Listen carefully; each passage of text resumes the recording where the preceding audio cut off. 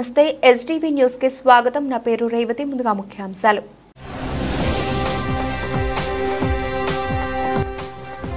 Compressed biogas ప్రాజెక్టులపై Reliance తో ఒప్పందం చారిత్రాత్మకం. ప్రభుత్వ నూతన పాలసీలు సత్ఫలితాలను ఇస్తున్నాయన్న సీఎం చంద్రబాబు.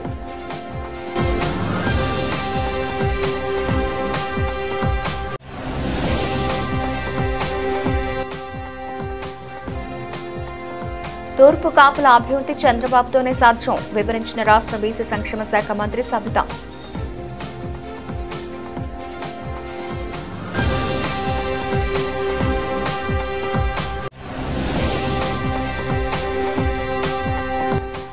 ఇరవై 27 రకాల దళిత సంక్షేమ పథకాలను పునరుద్ధరించి నిధులు ఇవ్వండి. ప్రభుత్వానికి విజ్ఞప్తి చేసిన అమరావతి బహుజన ఐకాస్ అధ్యక్షులు పోతుల బాలకోటయ్య.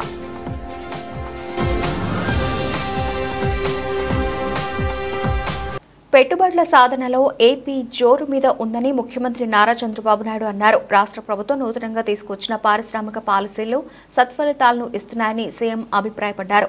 ఏపీలో 65,000 కోట్ల రూపాయలతో కంప్రెస్డ్ బయోగ్యాస్ ప్రాజెక్టుల ఏర్పాటుకు ప్రభుత్వంతో రిలయన్స్ ఇండస్ట్రీస్ ఒప్పందం చేసుకుంది. సచివాలయంలో ముఖ్యమంత్రి చంద్రబాబు సమక్షంలో ఈఎంఓయూ జరిగింది. ఈ ఒప్పందం ద్వారా 500 కంప్రెస్డ్ బయోగ్యాస్ ప్లాంట్ల ద్వారా రాష్ట్రానికి 57,650 కోట్ల రూపాయల ఆదాయంతో పాటు 2.5 లక్షల మందికి ఉద్యోగ ఉపాధి అవకాశాలు రానున్నాయి. ఈ సందర్భంగా ముఖ్యమంత్రి మాట్లాడుతూ నేటి ఒప్పందం గొప్ప ముందడుగు అన్నారు. పెట్టుబడులకు రాష్ట్రంలో అనుకూల పరిస్థితులు ఉన్నాయని, స్పీడ్ ఆఫ్ డూయింగ్ బిజినెస్ కు ఏపీ కేంద్రంగా నిలుస్తుందని అభిప్రాయపడ్డారు. ఇలాంటి భారీ ప్రాజెక్టులకు ఎస్కాట్ ఆఫీసర్లుగా ఐఏఎస్ అధికారులను నియమించి ఎటువంటి ఇబ్బందులు లేకుండా వేగంగా ప్రాజెక్టులు పూర్తి చేస్తామని సీఎం అన్నారు. రిలయన్స్ ఇండస్ట్రీస్ నేడు ఇంధన శాఖతో చేసుకున్న ఈ ఒప్పందాన్ని ముందుకు తీసుకువెళ్లేందుకు ట్రాన్స్కో జెయింట్ మేనేజింగ్ డైరెక్టర్ కీర్తిని ఎస్కాట్ ఆఫీసర్గా నియమిస్తున్నామని సీఎం తెలిపారు. రిలయన్స్తో ఒప్పందం సంతోషకరమని, 500 సిబీజీ ప్లాంట్స్ 3 ఏళ్లలో ఏర్పాటవుతాయని అన్నారు. ఒక్కో ప్లాంట్ 130 కోట్ల రూపాయలతో 65,000 కోట్ల రూపాయలు పెట్టుబడులు, 2.5 లక్షల మందికి ప్రత్యక్షంగా పరోక్షంగా ఉద్యోగాలు వస్తాయని సీఎం తెలిపారు. దీని ద్వారా రాష్ట్ర ప్రభుత్వానికి ఆదాయం రావడంతో పాటు పర్యావరణానికి మేలు జరుగుతుందని సీఎం అన్నారు. రాష్ట్ర ప్రభుత్వం తరఫున సాలిడ్ వేస్ట్ ను ప్లాంట్స్ కు ఇస్తామని, వాటి ద్వారా కూడా గ్యాస్ ఉత్పత్తి చేయాలని సీఎం సూచించారు.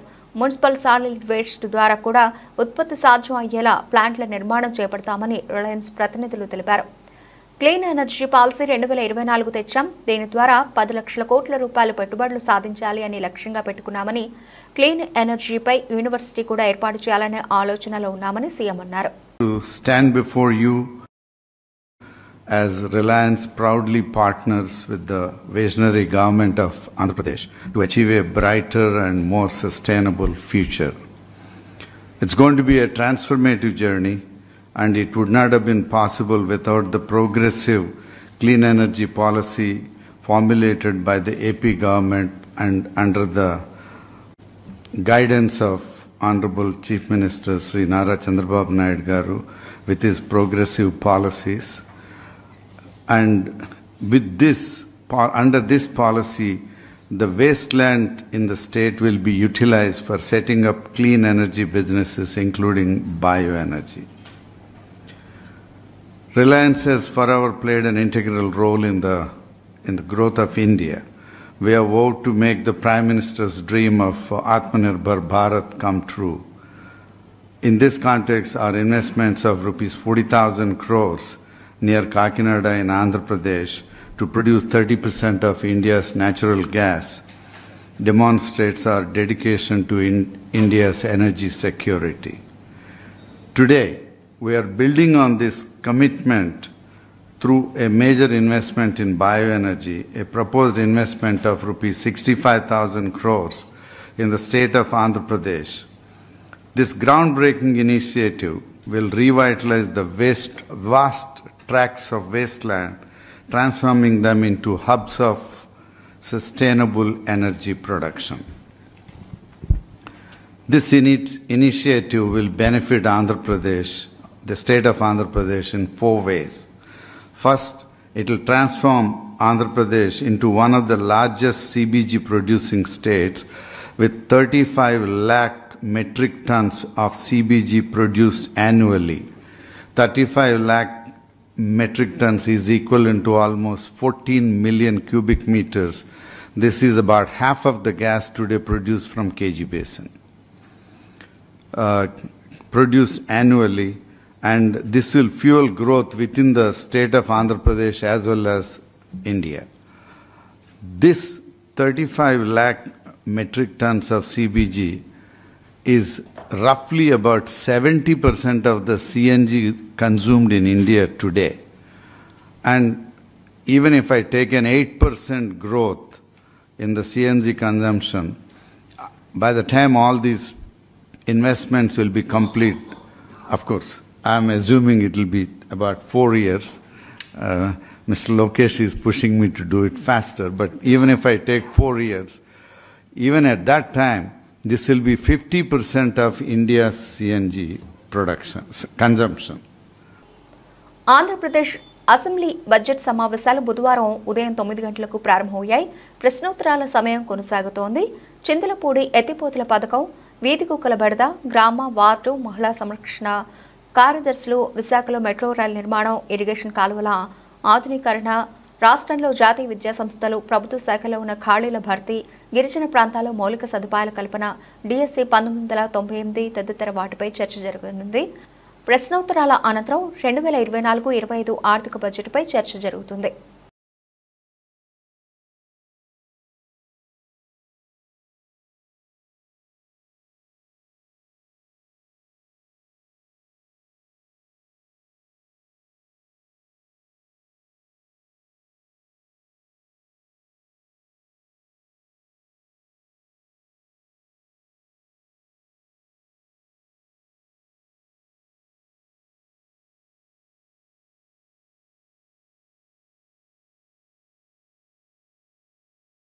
తూర్పు కాపుల అభివృద్ధి సీఎం చంద్రబాబు నాయుడుతోనే సాధ్యమని రాష్ట్ర బీసీ ఈడబ్ల్యూఎస్ సంక్షేమ చేనేత మరియు జౌళి శాఖ మంత్రి ఎస్ సవిత తెలిపారు.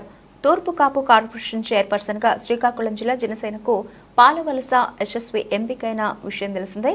ఈ నేపథ్యంలో మంగళవారం తాడేపల్లిలోని మంత్రి క్యాంపు కార్యాలయంలో మంత్రి సవితను ఏపీ తూర్పు కాపు వెల్ఫేర్ మరియు development corporation chairperson Palavalasa Yashasvi మర్యాదపూర్వకంగా కలిశారు. తనపై నమ్మకం ఉంచి తూర్పు కాపు కార్పొరేషన్ చైర్పర్సన్గా అవకాశం ఇచ్చినందుకు మంత్రి సవితకు పాలవలస యశస్వి ధన్యవాదాలు తెలిపారు. ఈ సందర్భంగా మంత్రి సవిత మాట్లాడుతూ యశస్వికి అభినందనలు తెలియజేశారు. కూటమి లక్ష్య సాధనలో టీడీపీ, బీజేపీ, జనసేన నాయకులు కలిసి పనిచేయాలని పిలుపునిచ్చారు. గత ఎన్నికల్లో ఉమ్మడిగా జగనాసుర పాలనను సమన్వయంతో చరమగీతం పాడామని, అదే స్ఫూర్తితో 3 పార్టీ నాయకులు, కార్యకర్తలు ప్రభుత్వ కార్యక్రమాలను ప్రజల్లోకి తీసుకెళ్లాలని, అర్హులైన వారందరికీ పథకాలు అందజేయాలని మంత్రి సవిత సూచించారు. ఈ కార్యక్రమంలో పలువురు జనసేన నాయకులు, కార్యకర్తలు పాల్గొన్నారు. ప్రజలు ఎవరు చీట్స్ అని తెలుసుకొనే ఈరోజు మాకు సంపూర్ణమైన మెజార్టీ ఇచ్చారు. ప్రతిపక్ష హోదా కూడా వాళ్ళకి ఇవ్వలేదంటే ఎవరు ప్రజల్ని చీట్ చేశారన్న విషయం ప్రజలందరికీ అర్థమైంది. మేము వచ్చి 5 నెలలు నడుస్తూ ఉంది. ఒక మంచి ప్రభుత్వం అని చెప్పడానికి నిదర్శనం మేము ఆల్రెడీ చూపించాం, బడ్జెట్ చూపించాం. ఆల్రెడీ మేము సూపర్ 6లో మేము ఏదైతే చెప్పామో దీపం 2 పథకం ఇచ్చాం, అదేవిధంగా ఎన్టీఆర్ భరోసా పెన్షన్ ఇచ్చాం, ఉచిత ఇసుక ఇచ్చాం, భూచట్టాన్ని రద్దు చేశాం. అన్ని విధాలుగా మేము ఒక్కొక్కటిగా ఇవి కూడా మేము ఇవ్వబోతున్నాం. సూపర్ 6 ఖచ్చితంగా అమలు పరుస్తామన్న విషయం ప్రజలందరికీ సంపూర్ణమైన నమ్మకం ఉంది. ఒక్క వైసీపీ బ్యాచ్కి తప్ప ప్రజలందరికీ సంపూర్ణమైన నమ్మకం ఉంది. ఎన్డీఏ ప్రభుత్వంలో ఏదైతే మాట చెప్పారో ఆ మాట నిలబెట్టుకుంటున్నాం. అదేవిధంగా మెగా డిఎస్సి, మరి ఆ రోజు జగన్మోహన్ రెడ్డి గారు ఏం చెప్పారు? 2019లో ఏం చెప్పారు ఆయన? నా అక్క చెల్లెళ్ళు, నా అన్నదమ్మలు జగన్ వస్తే జాబ్ వస్తున్నారు. ఎక్కడన్నా జాబ్ వచ్చిందా?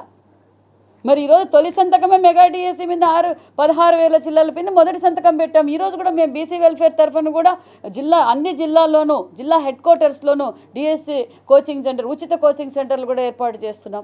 అదేవిధంగా ఎప్పుడు లేని విధంగా ఆన్లైన్ కోచింగ్ సెంటర్లు కూడా ఓపెన్ చేస్తున్నాం. మరి ఇంతకన్నా అభివృద్ధి ఏం కావాలి? అసలు 5 ఏళ్ల చరిత్ర తీసుకుంటే మనం చూసాం.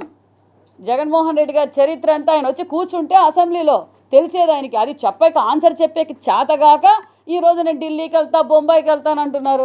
వచ్చి కూర్చుంటే కదా 5 సంవత్సరాలు ఏం చేశారని తెలిసేది. మేము సిద్ధంగా ఉన్నాం చర్చించుకోవడానికి. రోజా గారు ఎక్కడికైనా రమ్మన్నా కూడా, ఏదైనా చర్చలకు ఏదైనా సర్కిల్లో కూర్చుందామన్నా కూడా మేము సిద్ధమే. నగిరిలో ఏం చేశారు, ఈరోజు పోలవరం ఏం చేసింది, అమరావతి ఏం చేసింది, దాచుకోవడంలో మేము చర్చించడానికి సిద్ధంగా ఉన్నాం. మరి రమ్మనండి ఆ గారిని, మేమేం రెడీగా ఉన్నాం కదా. చెప్పండి. మేడం సమావేశం అసెంబ్లీకి వస్తారంట వైసీపీ, అసెంబ్లీకి ఏమో వైసీపీ ఎమ్మెల్యేలు రాదు, శాసన మండలికి వైసీపీ ఎమ్మెల్సీలు వస్తారు. ఏంటి ఎలా చూడొచ్చు దీన్ని? ఎక్కడికన్నా రానియండి సార్, మాకు అభ్యంతరం లేదు. శాసన మండలికి రమ్మన్నాం, శాసనసభకు రమ్మన్నాం, మాకు ఎలాంటి అభ్యంతరం లేదు. మేము మైక్ ఇస్తాం. కౌరవ సభను గౌరవ సభగా మార్చారు, మీరు చూశారు.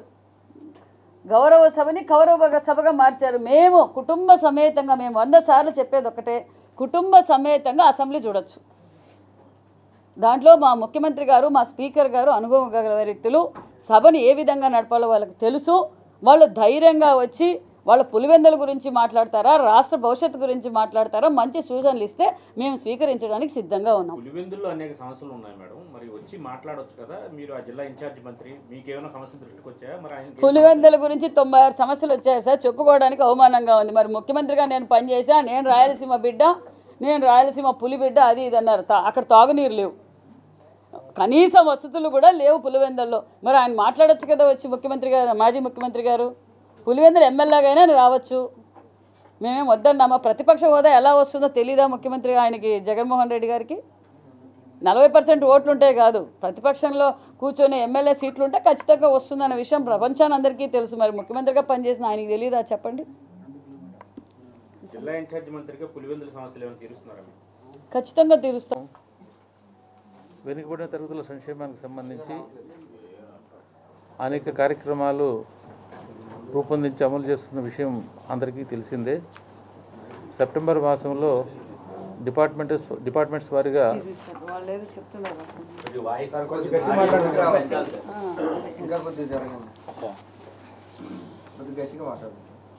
అందరికీ నమస్కారాలు తెలియజేస్తున్నా. బ్యాక్వర్డ్ క్లాసెస్ వెల్ఫేర్ డిపార్ట్మెంట్కి సంబంధించి ముఖ్యమంత్రి గారు సెప్టెంబర్లో ఒక రివ్యూ మీటింగ్ హోల్డ్ చేశారు. ఆ సందర్భంగా అన్ని వింగ్స్కి సంబంధించి ప్రజెంటేషన్ ఇవ్వడం జరిగింది. ఆ క్రమంలో భాగంగా అనేక ప్రతిపాదనలు గవర్నమెంట్ దృష్టికి తీసుకురావడం జరిగింది. వాటన్నిటిని కూడా దశల వారీగా అమలు చేసే విధంగా కార్యాచరణ రూపొందించాము. మరి ఇవాళ శుభదినం, బడ్జెట్ సెషన్లో కూడా బీసీ వెల్ఫేర్కి సంబంధించి 39,000 కోట్ల పైచీలకు కేటాయింపు జరిగింది. ఇది కంపోనెంట్ వారిగా 25 డిపార్ట్మెంట్స్లో బీసీలకి లబ్ధి చేకూర్చే విధంగా రూపొందించబడింది. అచ్చంగా welfare department, BC welfare department ద్వారా వివిధ కార్యక్రమాలు అమలు చేస్తున్నాం. దాంట్లో భాగంగా మరి ఇటీవల రాష్ట్ర ప్రభుత్వం డిఎస్సి నిర్వహించాలని విధానపరమైన నిర్ణయం తీసుకోవడం మీకు అందరికీ తెలిసిందే. ఆ క్రమంలో కోచింగ్ ఇచ్చే విషయంలో కానీ, అట్లాగే దీంతోపాటు సెయింట్ కనకదాస్ గారి జన్మదినాన్ని పురస్కరించుకుని 18వ తారీఖున స్టేట్ ఫంక్షన్ నిర్వహించడానికి కూడా చర్యలు తీసుకుంటున్నాం. దీనికి సంబంధించి ఇంకా డిపార్ట్మెంట్ తరఫున ఎలాంటి కార్యక్రమాలు చేపడుతున్నామనే విషయాలన్నీ కూడా మా గౌరవ ముఖ్యమంత్రి గారు, గౌరవ మంత్రి గారు సవితి గారిని వివరించవలసిందిగా కోరుతున్నా.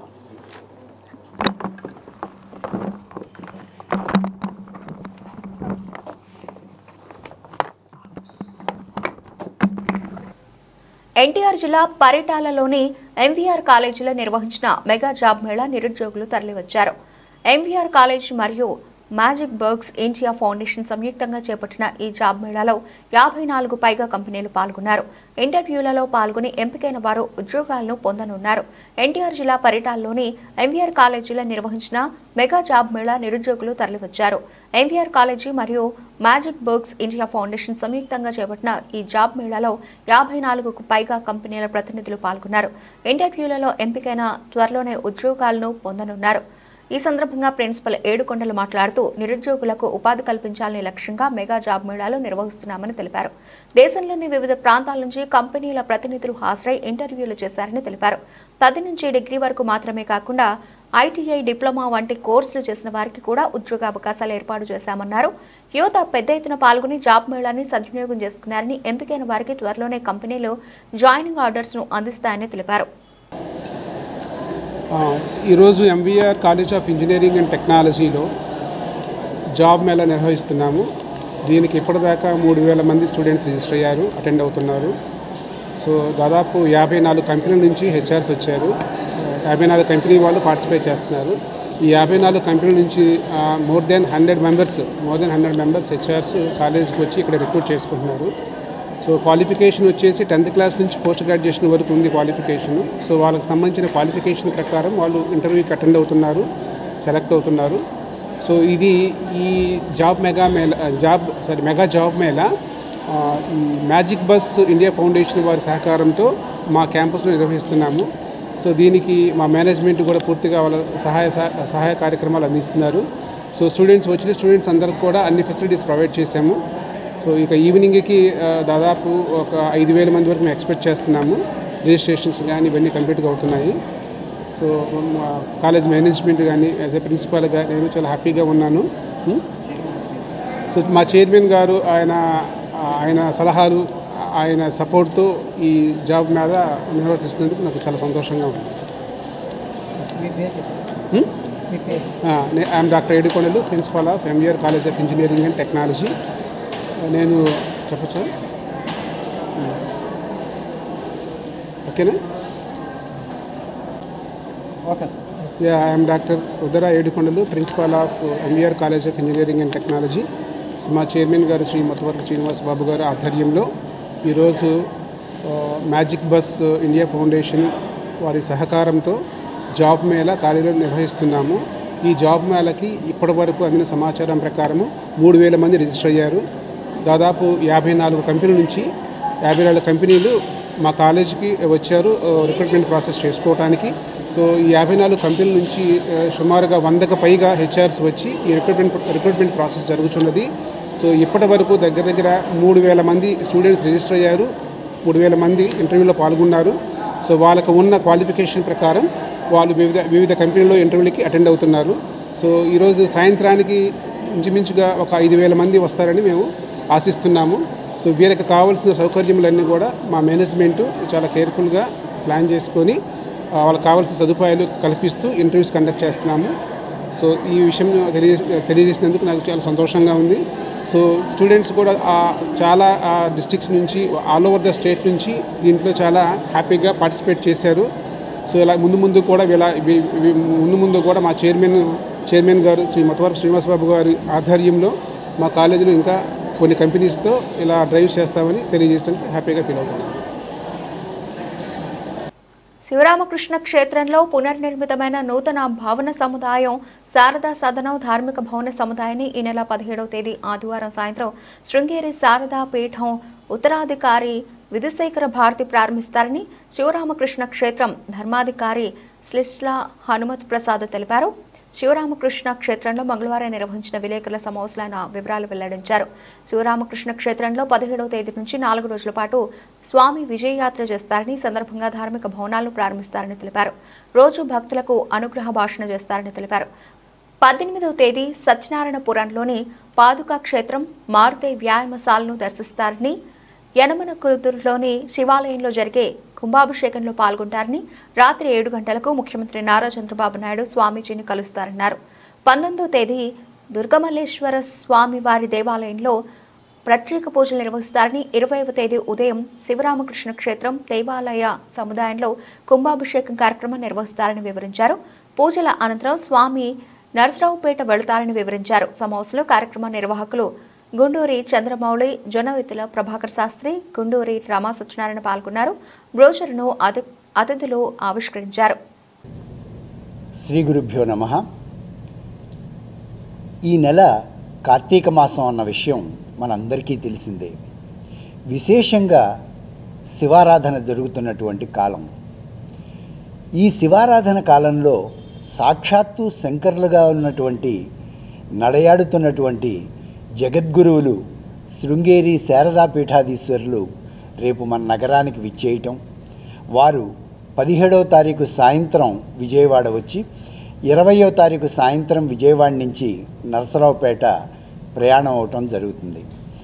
ఈ నెల 17వ తేదీన విజయవాడకి వచ్చినప్పుడు మనం వారిని వన్ టౌన్ వినాయక గుడి దేవాలయం దగ్గర నుంచి ప్రత్యేకంగా తయారు చేయబడినటువంటి రథంలో 50 మంది వేద పండితులు, 50 మంది వాద్యకారులతో విశేషంగా అనేక భక్తజన సమూహంతో వారిని స్వాగతం పలుకుతూ వారిని రథంలో ఊరేగింపుగా ఈ శ్రవణ సదనానికి తీసుకురావటం అనేటువంటిది జరుగుతుంది.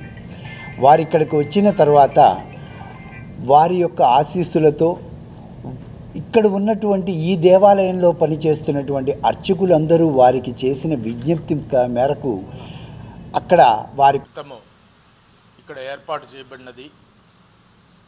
ఒక కమిటీగా ఉన్నటువంటి పుర ప్రముఖులు ఏర్పాటు చేయబడినటువంటి ఈ దేవాలయాల సముదాయానికి ఒక 14 సంవత్సరాల క్రితము దైవికంగా ఇది శృంగేరి పీఠానికి అనుబంధంగా ఏర్పడటం జరిగినది. అప్పటి నుంచి కూడా ఈ క్షేత్రంలో చక్కటి కార్యక్రమాలు, మరి ఈ శ్రవణ సదన నిర్మాణము, అలాగే దేవాలయాలు చాలా వృద్ధి చెందటం, ఇప్పుడు అర్చకులకు గృహ సముదాయం రావడము అనేటటువంటి చక్కటి అభివృద్ధితో సాగుతోంది. ఈ 14 సంవత్సరాలు దేవాలయం నిర్మాణమైన తర్వాత 2013వ సంవత్సరంలో జగద్గురువులు శ్రీ శ్రీ శ్రీ భారతీ తీర్థ స్వామి వారు ఇక్కడికి వచ్చిన తర్వాత ఇంకా ఎక్కువగా ఈ యొక్క నిర్మాణం, ఈ యొక్క అభివృద్ధి జరిగినది. అట్లాగే 2018లో మరి శ్రీ విధుశేఖర భారతీ స్వామి వారు ఇక్కడికి రావడం జరిగింది. తర్వాత 6 సంవత్సరాలకి ఇప్పుడు మళ్ళీ మనం వారిని సేవించుకునేటటువంటి భాగ్యం మనకి వచ్చింది. ప్రజలందరూ కూడా దీన్ని ఆస్తికులైనటువంటి భక్తులందరూ కూడా దీన్ని సద్వినియోగం చేసుకుని వారిని దర్శించుకుని ఆశీస్సులు పొందవలసిందిగా ఈ క్షేత్రం తరఫున అందరినీ కూడా కోరటం జరుగుతున్నది.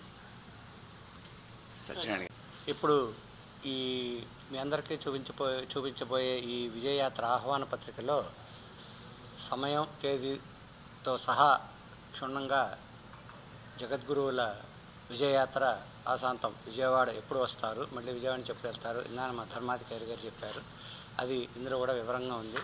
అట్లాగే మన భక్తకోటి యొక్క అదృష్టం ఏమంటే శ్రీచరణులు దర్శనమిచ్చిన తర్వాత 2-3 సందర్భాల్లో వారి యొక్క విశేష అనుగ్రహ భాషణం, భక్తులందరినీ ఆశీర్వదిస్తూ వారి యొక్క విశేష అనుగ్రహ భాషణం ఉంటుంది. మనందరం చాలా సంతోషించవలసిన విషయం ఏంటంటే వారి యొక్క తెలుగు అనుగ్రహ భాషణాలు తక్కువగా ఉంటాయి. ఎందుకంటే ఇది కన్నడ నాట కొలువైనటువంటి శంకరులు స్థాపించినటువంటి పీఠం కర్ణాటకలో ఉంది కాబట్టి అక్కడ మాతృభాష కన్నడ కాబట్టి కన్నడలో అనుగ్రహ భాషణాలు విశేషంగా ఎన్నో చేశారు. మన తెలుగువారిని ఆశీర్వదిస్తూ చక్కగా రేపు 13వ తేదీ నుంచి 27వ తేదీ వరకు ఎక్కడెక్కడైతే ఉంటారో చక్కగా తెలుగులో విశేష అనుగ్రహ భాషణం ఉంటుంది.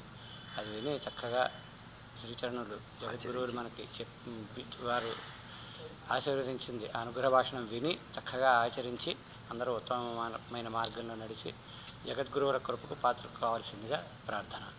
హరి ఓం. గత 5 ఏళ్ల వైసీపీ పాలనలో అమలుకు నోచుకుని ఎస్సీ ఎస్టీ కులాల 27 రకాల సంక్షేమ పథకాలను పునరుద్ధరించి నిధులను కేటాయించాలని అమరావతి బహుజన ఐకాస్ అధ్యక్షులు పోతుల బాలకోటయ్య ప్రభుత్వాన్ని కోరారు.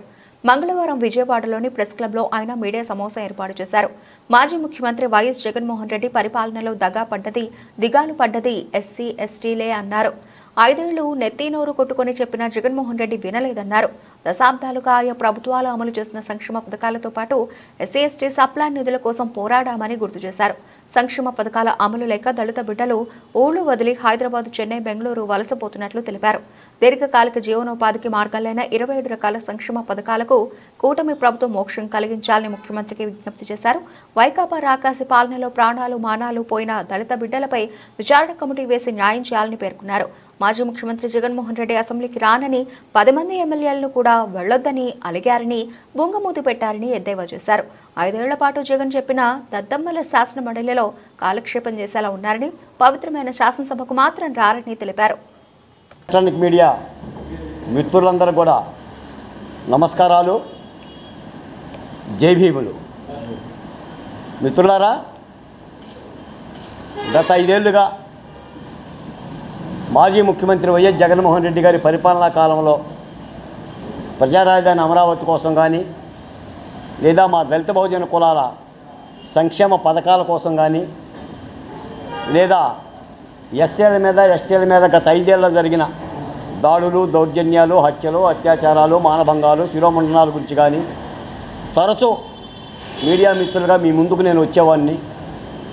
మా గళాన్ని, మా స్వరాన్ని, మా గుండె లబ్డబ్లని మీకు వినిపించేవాడిని. తర్వాత 24 ఎన్నికలు జరిగినాయి. మేము ఏ ప్రభుత్వం అయితే పోవాలనుకున్నామో ఆ ప్రభుత్వం వెళ్ళిపోయింది. జగన్మోహన్ రెడ్డి గారు కూడా తాడేపల్లిని ఖాళీ చేసి కర్ణాటకలోని 134 గదుల యలహంక ప్యాలెస్కి వెళ్ళిపోయారు. కొత్త ప్రభుత్వం కొలువుదేరింది. మంత్రులు వచ్చారు, శాసనసభ ఆసీనం అయ్యింది, క్యాబినెట్ 2-3 సార్లు కూర్చుంది, నామినేటెడ్ పోస్టులు కూడా 1-2 దఫాలుగా అందరికీ ఇచ్చారు. ప్రశాంతమైన పరిపాలనలో ప్రభుత్వం ఉంది. ఈ సందర్భంగా నిన్న తొలిసారిగా కూటమి ప్రభుత్వం ఆధ్వర్యంలో అసెంబ్లీ బడ్జెట్ సమావేశాలు జరిగినాయి. ఈ రోజున ప్రధానంగా మీ ముందుకు రావడానికి ప్రధానమైన కారణం రాష్ట్ర అసెంబ్లీ బడ్జెట్ సమావేశాల సందర్భంగా దళిత బహుజన కులాల గురించి, వాళ్ళ సంక్షేమ పథకాల గురించి 2 మాటలు ముఖ్యమంత్రి చంద్రబాబు నాయుడు గారికి, ఆయనకేదో ప్రత్యేక ప్రతిపక్షం కావాలంట, హోదా, మీరే ఎవరో, ఆయన వెళ్ళడో అడిగాడు. ఆయన మీరెక్కడ చిరునవ్వులతో అసెంబ్లీకి వస్తే చంపేస్తారని భయపడుతున్నాడు. మీ 124 మంది ఎమ్మెల్యేలు లేచి జగన్మోహన్ రెడ్డి గారు రాగానే నవ్వారని కూడా ఒకసారి, జగన్మోహన్ రెడ్డి పని అవుట్, ఆయన ఎవరిని చూడలేడు. ఎందుకంటే మరి ఆ రోజు అసెంబ్లీ ఆయన నిర్వహించిన తీరది. ఇస్తే పోనీ ఆయన పోకపోతే పోకపోయింది, ఆ 10 మంది ఎమ్మెల్యేలను పంపించవచ్చు కదా. ఆ కొత్తగా ఉన్న ఎమ్మెల్యేలు అసెంబ్లీకి పోవాలని కుతుకుతులాడుతూ నిన్ను కూడా జగన్మోహన్ రెడ్డి గారిని అడిగారు, అయ్యా మేమన్నా పోతామని. లేదు లేదు నేను వచ్చాను మీరు పోవాలన్నాడు. మళ్ళీ మండలికి పోతారంట. మీరు గమనించారో లేదో, ఒకప్పుడు ఆయన ఏమనంటే మండలి దద్దమ్మల సభ అన్నాడు. ఇప్పుడు దద్దమ్మల సభను ముద్దు పెట్టుకుంటున్నాడు, అసెంబ్లీనేమో నాకు వద్దంటున్నాడు. అంటే కుడి చెయ్యి వద్దు, ఎడమ చెయ్యి ముద్దు, ఈ వైఖరితో ఆయన ఉన్నాడు. మరి ప్రజాస్వామ్యంలో ఇది క్షంతవ్యం కాదు కదా. జగన్మోహన్ రెడ్డి గారు ఒక మాజీ ముఖ్యమంత్రికి 151 అసెంబ్లీ స్థానాలు సంపాదించిన మాజీ ముఖ్యమంత్రి, ఆంధ్రప్రదేశ్గా 5 సంవత్సరాలు ఎన్నిసార్లు పట్టణం 34 సార్లు బటన్ నొక్కి 2,47,000 కోట్ల రూపాయలు నేను ఇచ్చా, పంచా, తుంచా అన్న జగన్మోహన్ రెడ్డి గారు అసెంబ్లీ నుంచి పారిపోవడం ఏంటి, భయపడటం ఏంటి? జగన్మోహన్ రెడ్డి గారు అసలు భయం లేదు కదా మనకే. యు ఆర్ ది లైన్, నువ్వు సింహాదేవి కదా, ఎంతమంది ఉంటే నీకెందుకు, వెళ్ళి మాట్లాడాలి కదా.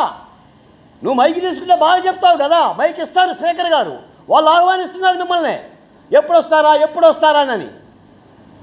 ప్రజాస్వామ్యానికి ఒక కలంకం. ఇప్పుడు అసెంబ్లీలో ప్రతిపక్షం లేదు, జనసేన ప్రతిపక్షం కాదు, దట్ ఈజ్ ఆల్సో పాలకపక్షం. భారతీయ జనతా పార్టీ ప్రతిపక్షం కాదు, అది కూడా పాలకపక్షం. ఇప్పుడు ప్రతిపక్షం ఎవరంటే పరిశ్రమలకు ప్రభుత్వం తీసుకువచ్చిన సింగిల్ విండో విధానాన్ని వ్యవసాయంలో కూడా ఏర్పాటు చేయాలని సిపిఎం రాష్ట్ర కార్యదర్శి వి శ్రీనివాసరావు డిమాండ్ చేశారు. సాగుదారుల చట్టంలో ప్రభుత్వం తీసుకువచ్చిన సవరణలు స్వాగతిస్తున్నామన్నారు.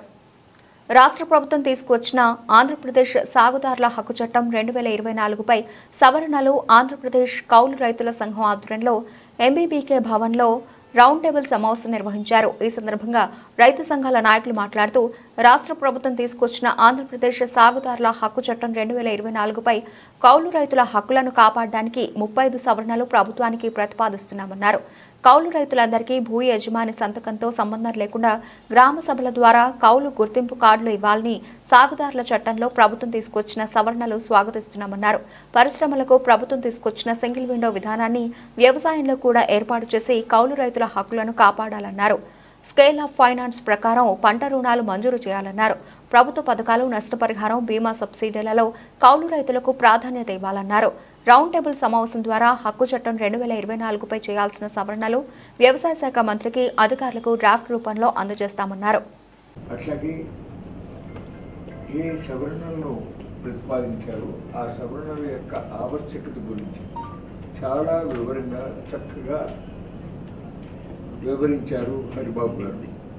తిరిగి వారు చెప్పిన విషయాన్ని పునరుక్తి చేయాలని అనుకుంటున్నాను. మొట్టమొదటిగా మన కౌలు రైతుల సంఘాలని హృదయపూర్వకంగా అభినందిస్తామన్నా. ఎందుకంటే ఇది ఒక చాలా కాలంగా ఉన్నటువంటి సమస్య, కౌలు రైతుల సమస్య. నీతి ఆయోగ్ కౌలు రైతులకు అన్ని ప్రయోజనాలు చేకూరాలి అని చెప్పి ఒక మోడల్ చట్టాన్ని పంపినా అందులో రైతు సంతకము ఉండాలి అనేటటువంటిది ఏదైతే ఒక నియమం ఉందో దాని మూలన ఆ ప్రయోజనం కౌలు రైతులకి సిద్ధించకుండా వాళ్ళకి చేకూరకుండా పోతా ఉన్న పరిస్థితుల్లో ఎట్లాగా అని చెప్పి అందరం కూడా మదన పడతా వచ్చాం. అటువంటిది ఇప్పుడు ప్రభుత్వం ఒక ఆలోచన చేసి ఈ ఉన్నటువంటి ఇబ్బందిని గుర్తించి ఒక మార్పు తీసుకొస్తానికి పెట్టినందుకు ఒక ప్రతిపాదనని ప్రజల ముందుకు తీసుకొచ్చింది. సంతోషమే.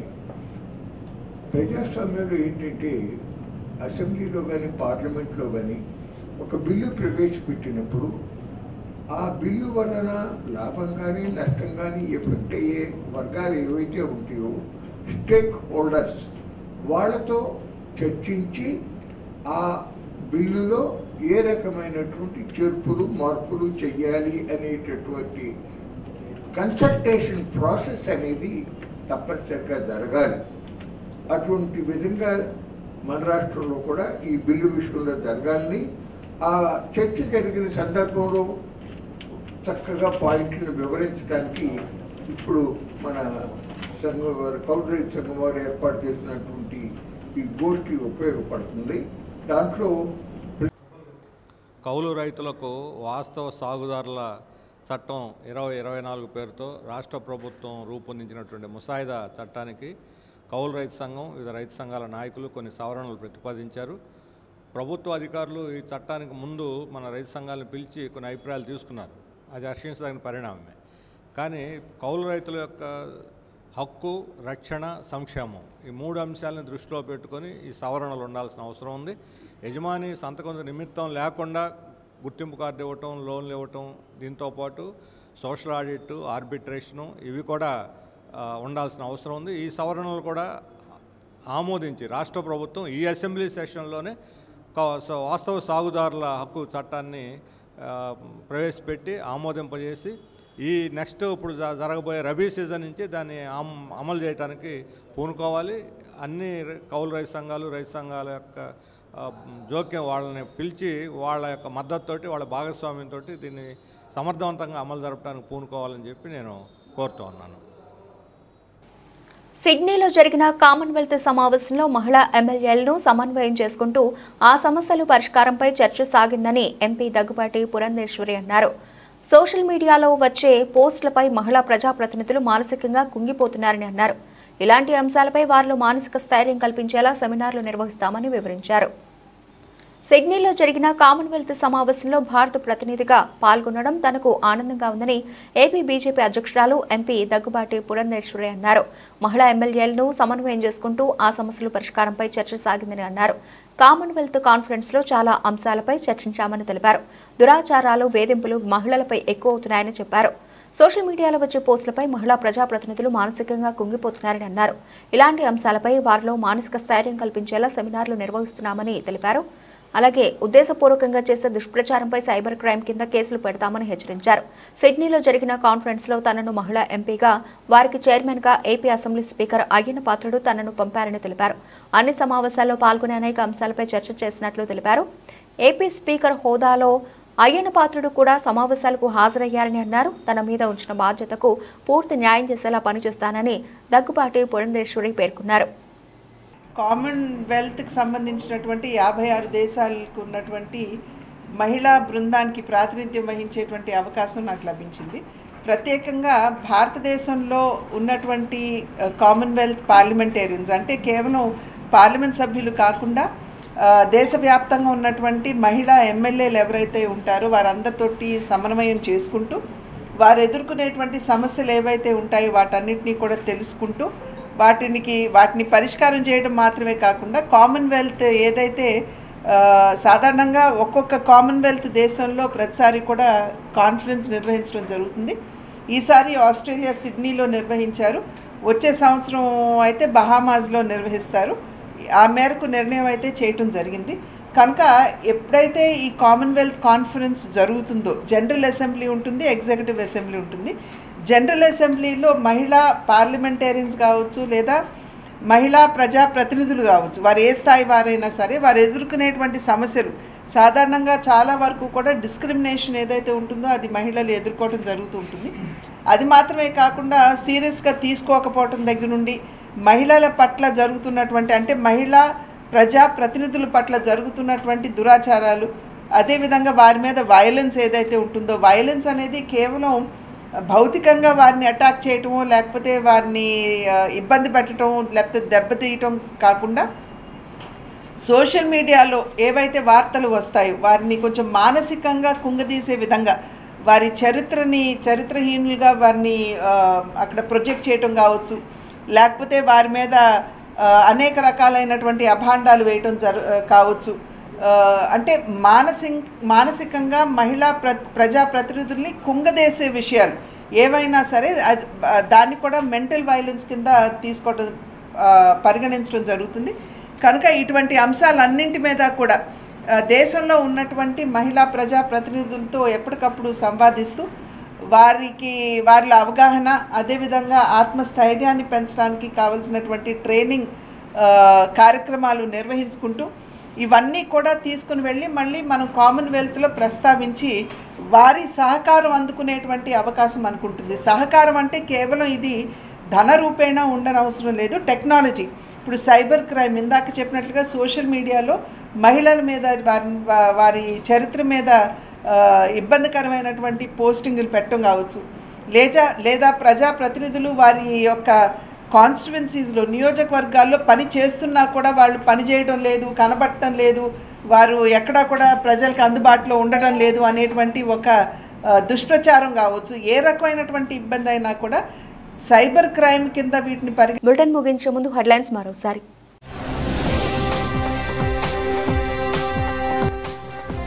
కంప్రెస్డ్ బయోగ్యాస్ ప్రాజెక్టులపై రిలయన్స్తో ఒప్పందం చారిత్రాత్మకం. ప్రభుత్వ నూతన పాలసీలు సత్ఫలితాలను ఇస్తున్నాయన్న సీఎం చంద్రబాబు.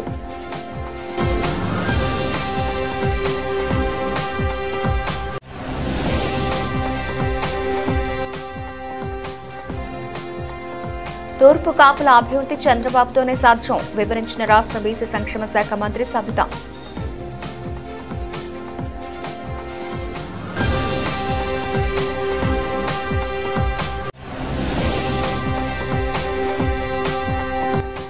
ఇరవై 27 రకాల దళిత సంక్షేమ పథకాలను పునరుద్ధరించి నిధులు ఇవ్వండి ప్రభుత్వానికి విజ్ఞప్తి చేసిన అమరావతి బహుజన ఐకాస్ అధ్యక్షులు పోతుల బాలకోటయ్య.